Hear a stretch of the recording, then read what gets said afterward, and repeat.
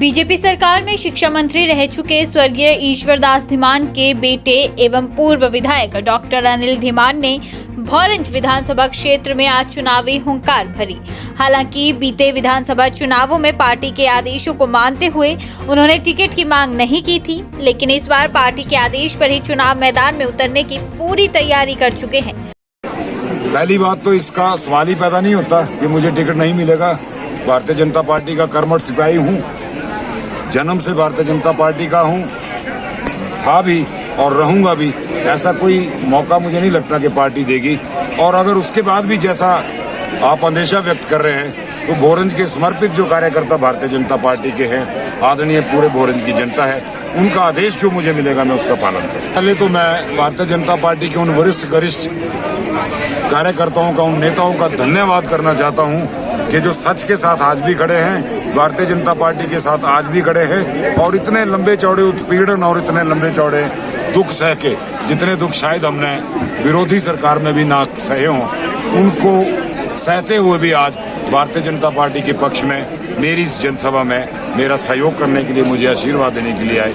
मैं सबका कोटि कोटि नमन करता हूँ। पहले तो आपके माध्यम से हमारी भारतीय जनता पार्टी के राष्ट्रीय अध्यक्ष आदरणीय श्री जगत प्रसाद नड्डा जी का धन्यवाद इस मंच से और इस आपके माध्यम से करना चाहूँगा कि उनकी तरफ से मुझे बहुत ही सकारात्मक जो संदेश है, सकारात्मक जो उनकी तरफ से इशारा है वो हमें मिला है और ये हमारा हक भी बनता है। और भारतीय जनता पार्टी के समस्त जो कार्यकर्ता हैं वो इसकी मांग भी कर रहे हैं। भोरंज क्षेत्र की जनता भी विभिन्न माध्यमों से भारतीय जनता पार्टी के उच्च नेतृत्व तक ये बात पहुंचा चुकी है।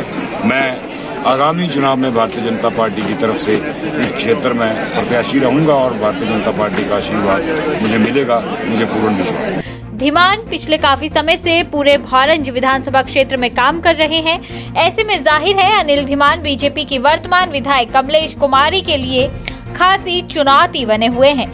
अब पार्टी को देखना है कि वो किसे चुनावी मैदान में उतारती है। आज उन्होंने जमकर अपनी भड़ास भी निकाली और जनता का भी यहाँ का भोरंज में आशीर्वाद रहा है।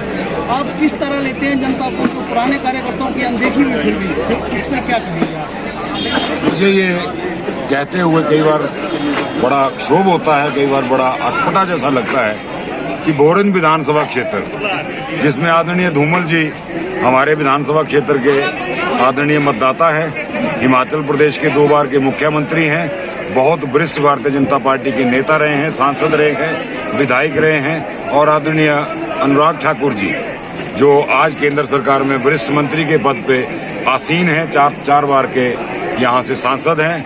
यही क्षेत्र आदरणीय ईश्वरदास धीमान जी जो 4 बार यहाँ से विधायक और 2 बार यहाँ से मंत्री रहे हैं, उस क्षेत्र में अगर कहीं कार्यकर्ताओं की अनदेखी या उत्पीड़न की बात अगर कहीं पिछले 5 सालों में नजर आई, ये बहुत दुखदाई है।